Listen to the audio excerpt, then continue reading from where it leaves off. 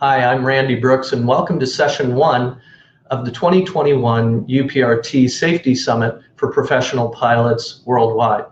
I'm honored to introduce our first guest, Captain John Cox, who's going to be speaking to us on the safety auditor's role concerning upset prevention recovery training to address loss of control in flight.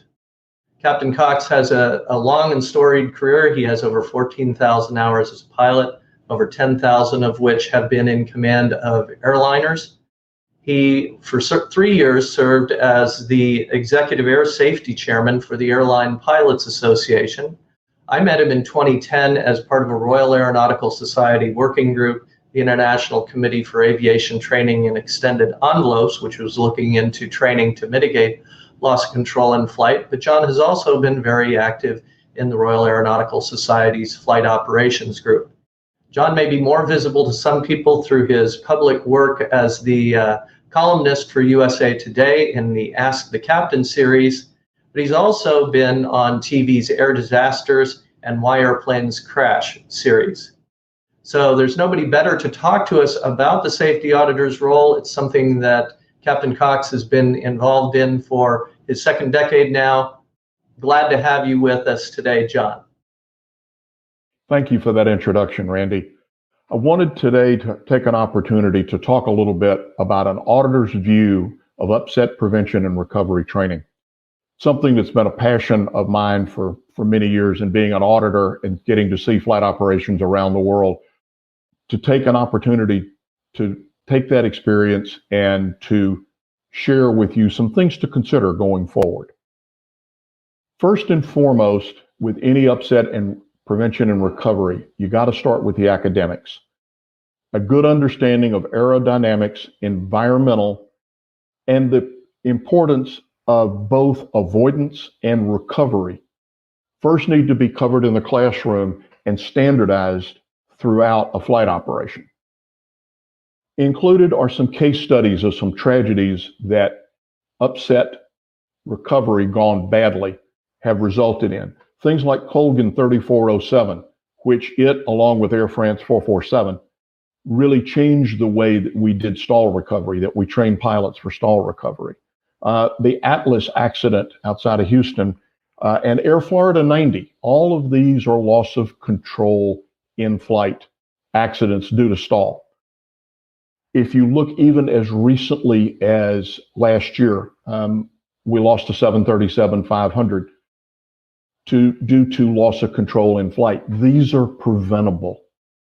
And as an auditor, one of the things that we look for constantly is what steps can we take to not only improve the flight operation, but to make it better, safer, and to learn from the tragedies of the past and implement those into the flight operation going forward. The last one on this list is a German registered Challenger that got into the wake of a A380. We're going to talk a bit more about that because there's some real true lessons that as an industry we can take away from that near accident. Prevention, it's absolutely essential.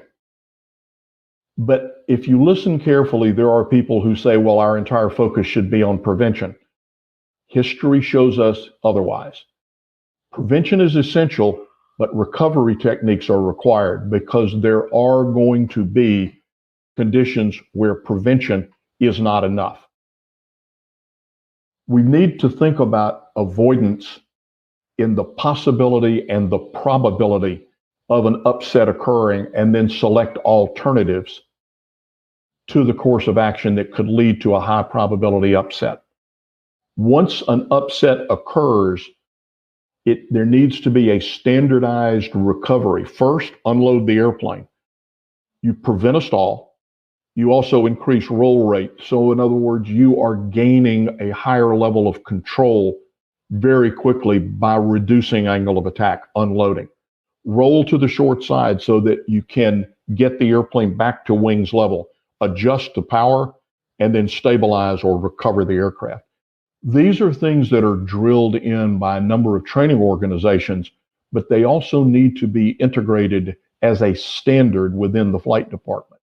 This is something that we as auditors would pick up and we look for. One of the big distinctions that we have to make is the difference between aerobatic and upset recovery. Aerobatics are a planned maneuver with a departure from the center of the envelope to the edges, done deliberately in a specialized airplane with specialized training and precise execution. They're beautiful, and there's some extraordinarily talented aviators that perform aerobatics with such elegance. But upset recovery is something different. It is unplanned. It occurs in normal or transport airplanes, and the goal is to return the airplane to the center of the envelope. It too requires specialized training, but the execution must be within the airplane flight manual limitations. So it's an entirely different process. And when we look at the operations as an auditor, and they say, oh, we're doing upset recovery training, we go out and fly aerobatics. Those are two entirely different concepts. And the training organization, they need to differentiate to a pilot, a professional pilot. Are they there for the fun of aerobatics, or are they there to learn the critical skills of upset recovery? Auditors look at a flight operation as an operational audit.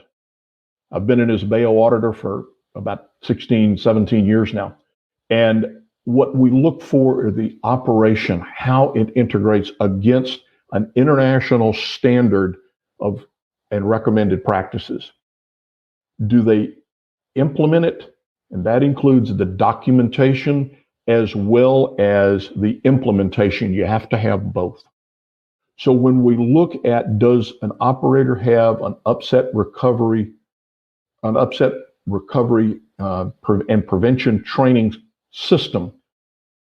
Do they document that, and do they implement that? And as an auditor, that's what we want to look for. The documentation can be somewhat extensive. In the training table within either a training manual or a flight operations manual, is there upset prevention and recovery training both in initial, and is there a recurrent interval at which the training will be refreshed? What is that training syllabus? Does it meet the needs of the individual operator? Each operator is different, and as such, their training needs differ. Is it all in the simulator? Is it a simulator airplane, or is it all an airplane? Each one of those has advantages, and a hybrid of both simulator and in-airplane training appears through this auditor's eyes to be the most beneficial. And training records.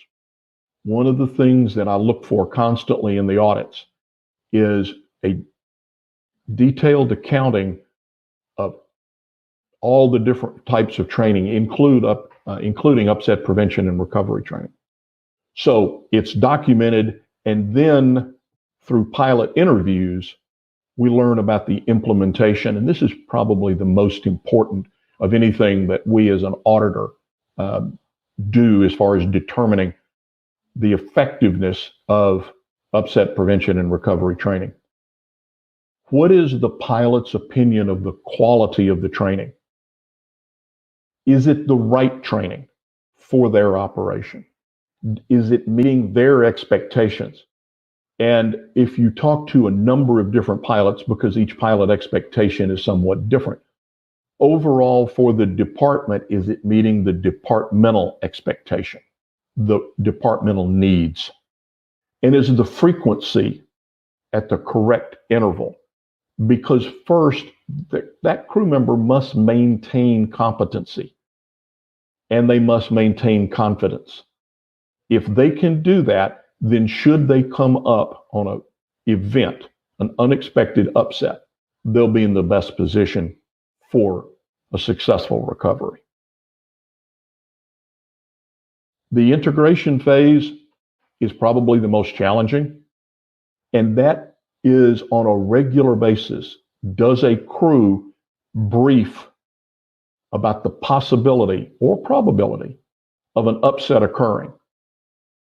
High density airports, or where you're following potentially a heavy jet, a 757, or worse, or of more concern, even a super. Having flown a lot of wake turbulence flights where we were deliberately putting transport airplanes into the wake of other transport airplanes, I can tell you that wakes move around, and they don't always follow the textbook case of 300 to 500 feet a minute rate of descent. Depends on the atmospheric conditions.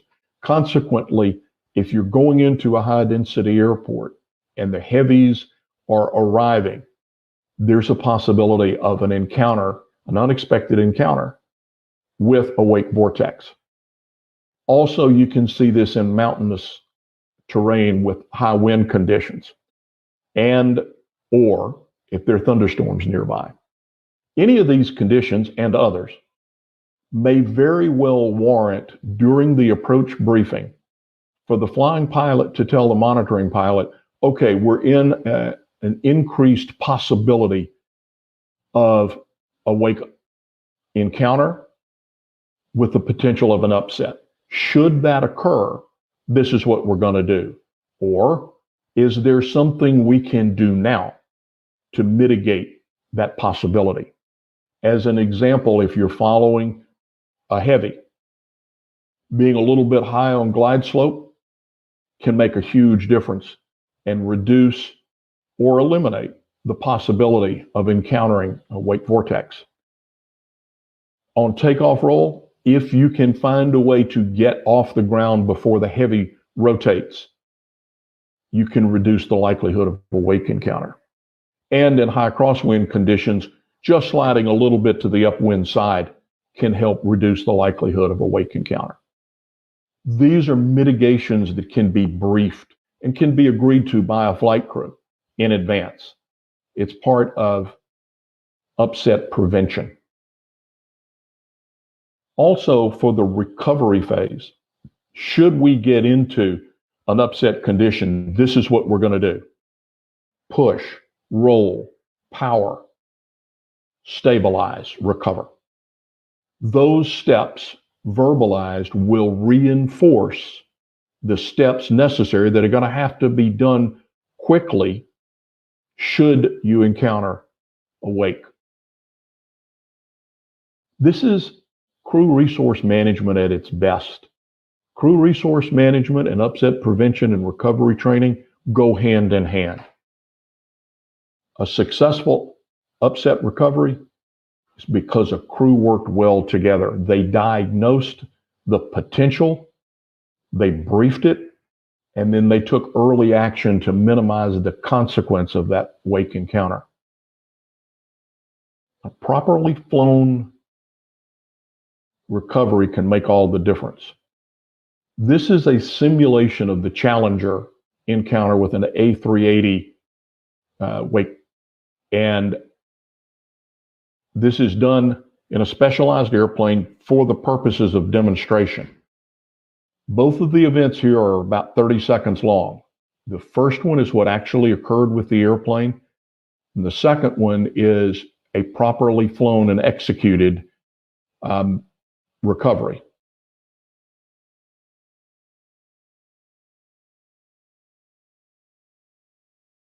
The airplane's inverted. It's rolling out of control. The crew in the Challenger event applied various flight controls at various times with varying degrees of success. The rate of descent was in excess of 12,000 feet a minute. And during the course of this 30-some-odd second encounter, the altitude loss was in the neighborhood of about 9,000 feet. They ended up with both engines flamed out, which they were able to get restarted. Now, take a look at the second recovery. This is one when the same conditions were encountered, but the recovery was flown properly. Here's the encounter: push, roll, power, stabilized. Now the airplane's flying again. It's returning to its assigned altitude. The altitude loss was in the neighborhood of about 600 feet. The first thing was unload the airplane. The second was roll to the short side to get the wings level. And at that point, then begin to adjust the power and stabilize the airplane. Makes all the difference.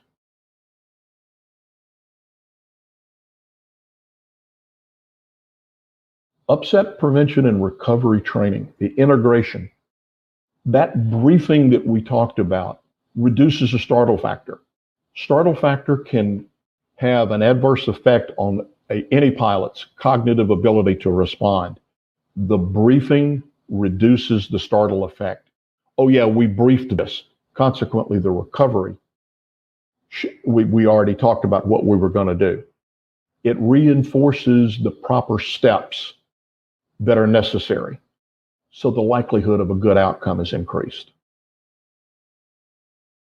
In the end, from an auditor's viewpoint of upset prevention and recovery training, are the pilots trained properly, effectively? Are they trained to have the skill set necessary for their operation? And utilizing crew interviews, is that training effective? Do the crews anticipate the potential of an upset event? And recommendations, where are opportunities for improvement in this prevention and recovery program for the operator's flight and risk profile? Everyone's different. In conclusion, upset prevention and recovery training is an essential skill set for a professional pilot. It's not needed very often, but when it is needed, it is a critical skill that it needs to be executed with precision and with excellence. Briefing can improve the awareness and the response of a potential upset, reinforce the necessary steps, and integrate it into the normal operation. That's key. Integrate it into the normal operation where it becomes a routine in high density or other threat conditions, environmental conditions, that could lead to an upset that as a matter of routine, we're briefing it and discussing the possibility just like we would any other risk or potential threat to the flight. APS is one of the premier providers. Thank you for the opportunity to share an auditor's view of upset prevention and recovery. Randy, back to you.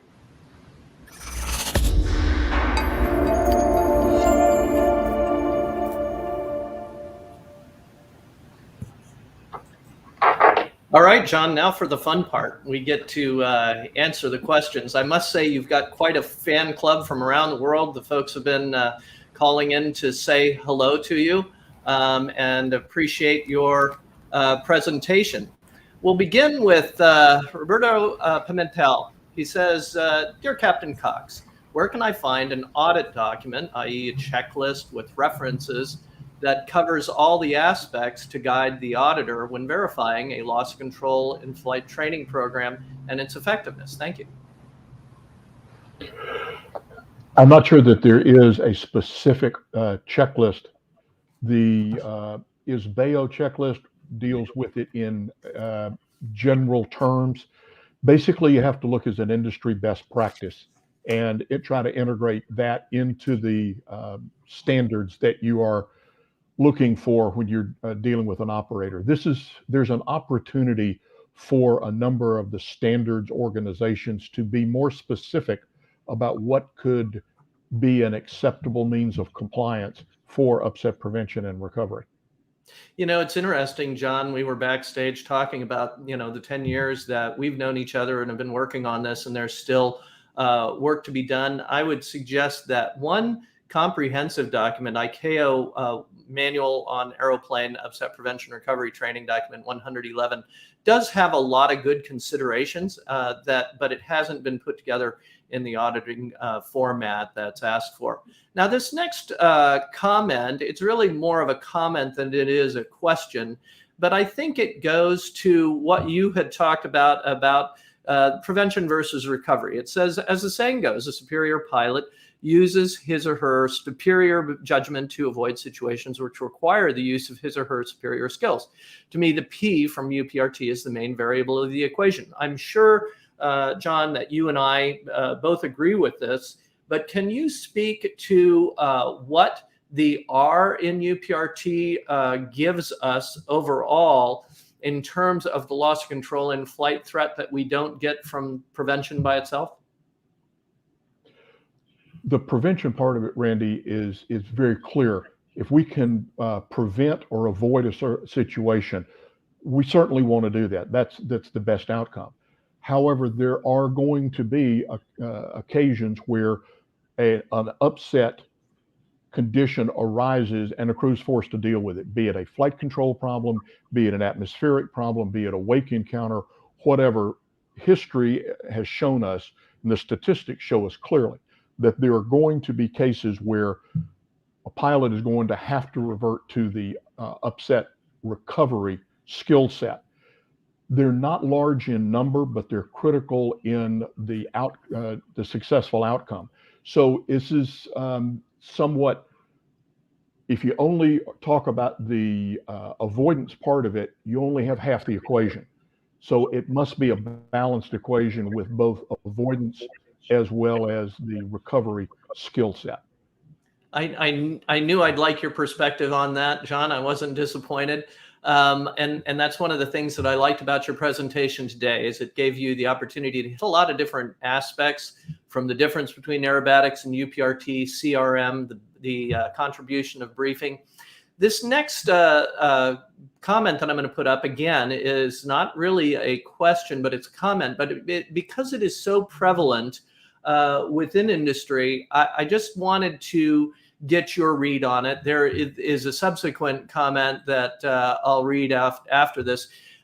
Best Fly Safety says, airlines don't have cash to invest in this specific training just for safety purposes. The priority is the current training, the ordinary training. And the subsequent comment was that we at Best Fly perform proficiency checks every 6 months.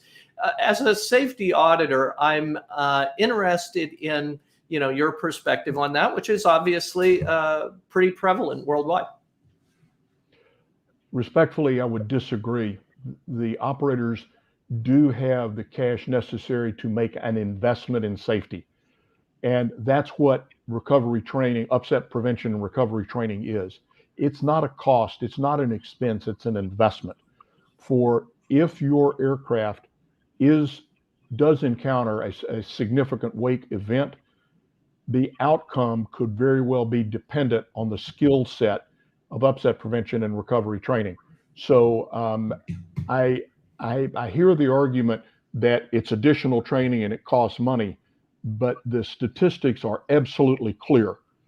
As the single largest cause of fatalities in all aspects of aviation, this is an investment that we as an industry must take to continue our journey toward improving safety within aviation.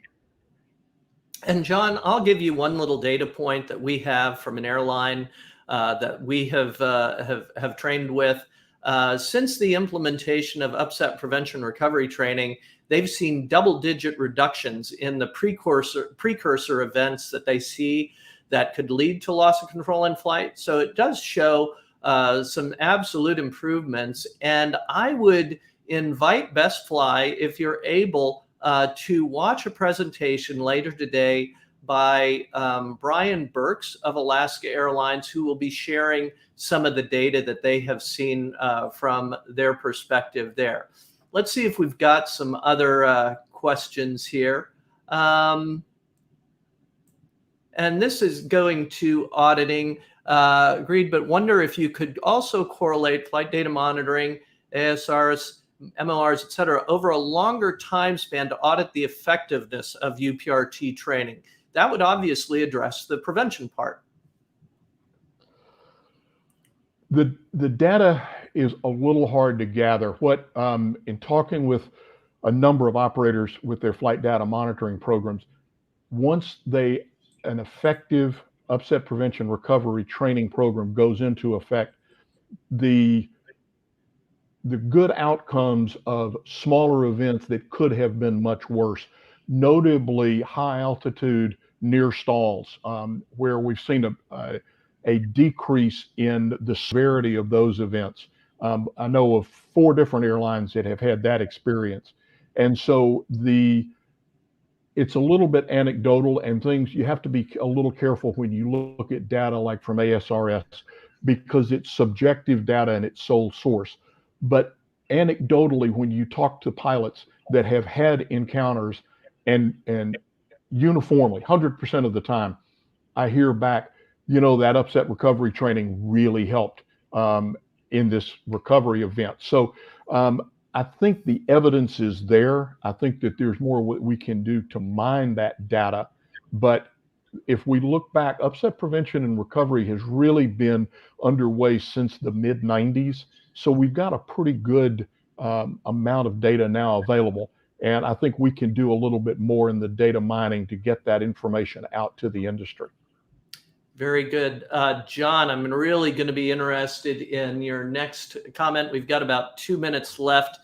This question from Mar Alola says, my question to Captain Cox, do you think that we will reach a time in the future when the UPRT is not needed and we can totally depend on automatic upset recovery systems which will be installed on the aircraft? Automation is wonderful. It has helped improve aviation safety exponentially. It is not foolproof. And my last 6 years with the airline, I was on a highly automated airplane and very much enjoyed flying it, loved it. But the automation has limitations, particularly if the sensor information gets corrupted for whatever reason. Having a pilot with the training to be able to back up and validate that an automated recovery is going as it should and be in position to intervene if it is not, I think is going to be an essential in the foreseeable future. I'll call it short to medium term. In the very long term, we may be talking about autonomous airplanes that don't have pilots on board. So we would be dependent then on an automated upset recovery. But in the near to medium term, I think that the furtherance of automation to assist the crews in recovery will be the way that we'll see the industry evolve in the near to medium term. Well, I wish we had time for more comments, but we're coming to the close here, John. I want to thank you very much for your participation today. I want to remind people that if they'd like to go to our next session, go back to the event homepage and refresh, and the next event will come up. But thank you everybody for seeing us at this session. We hope you'll enjoy the others later today. And thank you, John. Thanks, Randy.